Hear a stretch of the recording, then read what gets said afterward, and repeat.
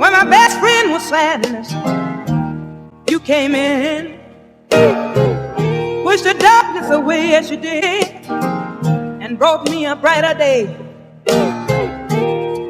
Taught me how to live again, and you've been my only friend. You came in my life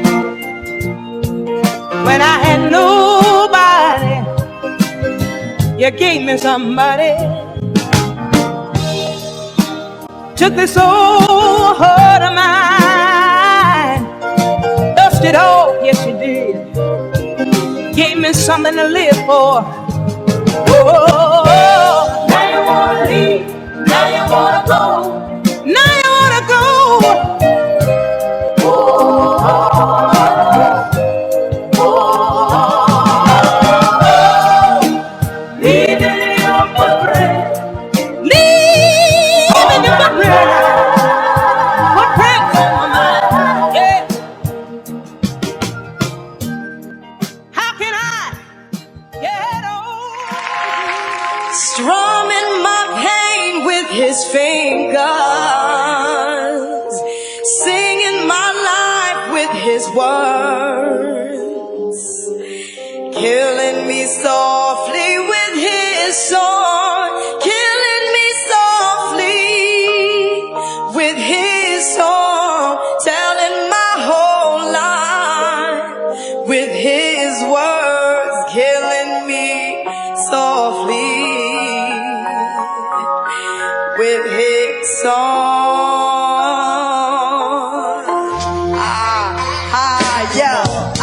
I heard he sang a good song. Yeah, I heard he had a style. Yeah, and so I came to see him and listen for a while. And there he was, this young boy, stranger to my eye, strumming my pain with his fingers. One time, singing my life with his words. two times, Killing me softly with his song, killing me softly with his song, telling my whole life with his words, killing me softly, with his song. I want to leave this planet with them saying about this brother, he was faithful to a man. If I can leave here without Satan being ever able to take me away from the remembrance of the man who brought me by God's permission to where I am, then I will leave a record of faith upon which a nation can be built. Yes, sir. Because nations aren't built with just ideas. They're built on men who believe in God and see down the line that what I believe in today will come to fruition tomorrow. So I'll suffer today for the good end tomorrow. What we need. Huh? That's what we need. Yeah. Now the Arabs are a little different.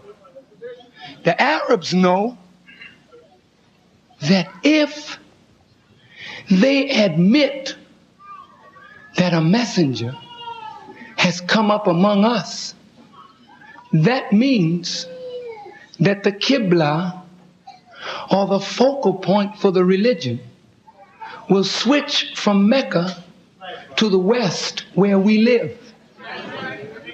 And that they, the Arabs, will have to come this way to walk around a true black nation like they walk around a black stone, which is a sign of the black nation that would rise in the West in the latter days.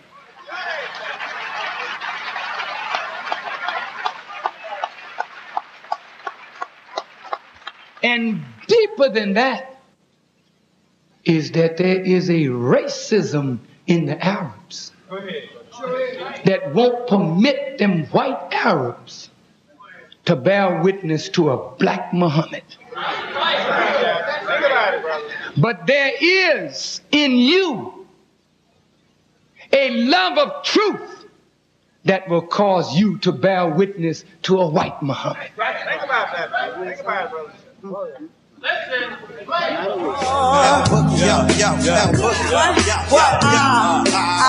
felt all flushed with fever, embarrassed by the crowd. I felt he found my letters and read each one out loud. I prayed that he would finish, but he just kept right on, strumming my pain with his fingers. One time, singing my life with his words. Two times, killing me softly with his song, killing me softly with his song, telling my whole life with his words, killing me softly. Come on, with his song. Roberta Flack, take it to the bridge.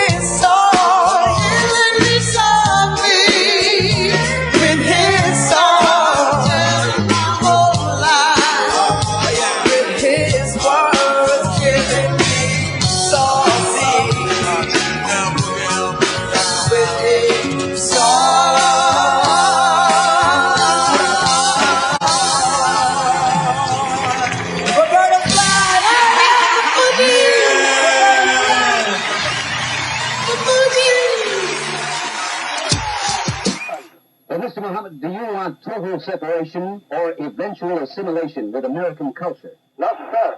I don't want assimilation. I want total separation. Because by nature, the white man and the black man is different. Therefore, your way of civilization probably would never be a success for us.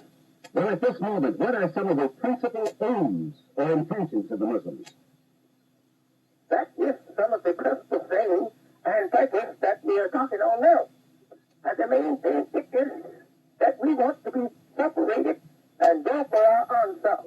We want a place on this earth that we can call our own to build a civilization for ourselves according to our wishes and guidance of God. Who was feeding us every Sunday, defending the black man, speaking into the problems that black America faced, and he was actually giving strength to the black movements and the black man in New York City. To take that voice out of the city and then watch the black community retrogress, more black on black crime.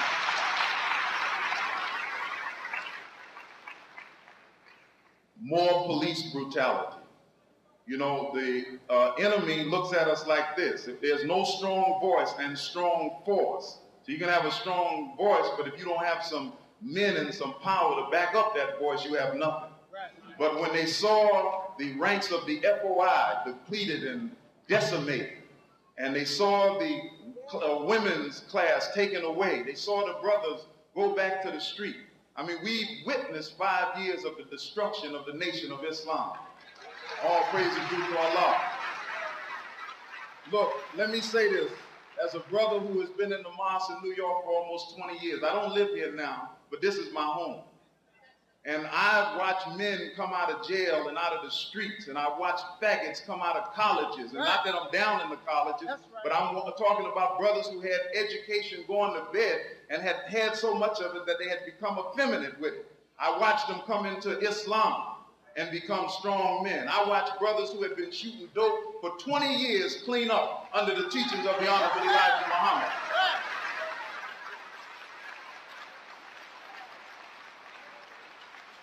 Listen, I watched men who were cold-blooded killers in the street and didn't respect nothing, not even their mother. I watched them become Muslims, clean themselves up and build families and go to work as developing a nation, an institution for black people. I watched all of that retrogress, and I watched those same men go back to the filth, the muck, and the mire that the Honorable Elijah Muhammad had pulled them out of.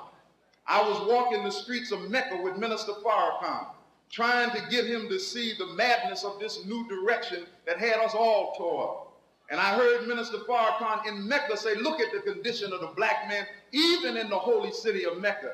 Ghettos in Mecca worse than 115th Street, where the black Sudanese and Nigerians and Senegalese live together, cluttered up in the holy city of Mecca. Minister Farrakhan looked at me and said, brother, what the hell is this? No justice for the black man nowhere on the planet. It was in Mecca. All praise is due to Allah.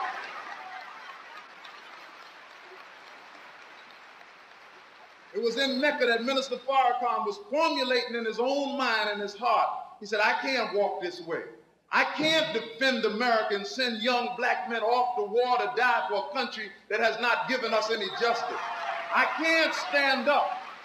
I can't stand up and wave no damn American flag and talk about how good America has been to the black man when we are suffering like hell in America and the black man is suffering all over the planet Earth.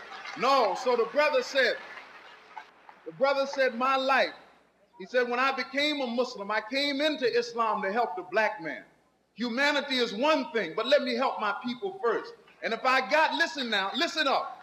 If I got a truth that is such a powerful truth, then don't send me to other people. Let me see how bad that truth is among the people who need it the most, my own people. So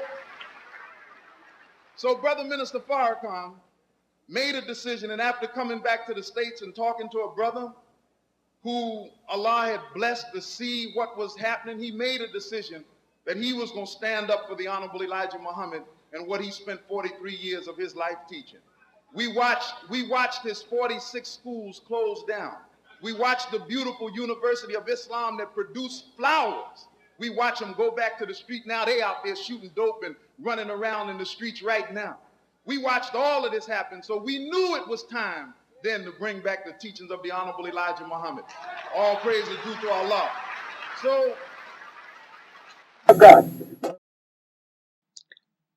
the Honorable Elijah Muhammad, the teacher of Muhammad Ali. Muhammad Ali, after Malcolm X, became the most recognized face on the planet Earth as a Muslim follower of the Honorable Elijah Muhammad, and as a minister after Malcolm, met with every president of the United States of America. No other leader can boast of a student but the Honorable Elijah Muhammad. Happy birthday to the Honorable Elijah Muhammad, the greatest leader that we have ever had. The most Honorable Elijah Muhammad, just months away from 40 years since his departure, since his passing, the most Honorable Elijah Muhammad, still the greatest black man that ever graced this earth. May Allah bless you. Assalamu alaikum.